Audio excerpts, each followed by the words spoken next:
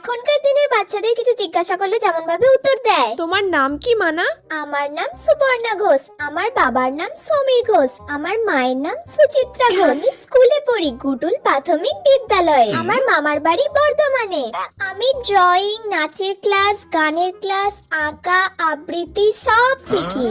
আমার বেস্ট ফ্রেন্ডের নাম সুতিষ্ণা, ওকে আমার খুব ভালো লাগে। আর আমার পছন্দ হয় না ওই স্কুলের সুমিকে, যাকে আমি একদমই পছন্দ করি না। আচ্ছা ঠিক আছে মানা, তুমি তো সব একবারেই বলে দিলে, আমাকে তো আর কিছু জিজ্ঞাসা করতেই হলো না। আগেকার দিনের বাচ্চারা যেমন ভাবে উত্তর দিত। কি মানা, তোমার নামটা কি বলো? কি রে, কাকিমা তোর নামটা জিজ্ঞাসা করছে, তুই তোর নামটা বলতে পারছিস না? বল কাকিমাকে নামটা। এ বাবা, একটা মেয়ের নাম জানে না। আসলে কি বলুন তো, ও না একটু লোক দেখলে বেশি লজ্জা পেয়ে যায়, সেই জন্য কিছু বলতেই পারে না। আসলে আমার মেয়েটা না খুব লাজুকে। আরে পালাচ্ছ কেন? দাঁড়াও দাঁড়াও।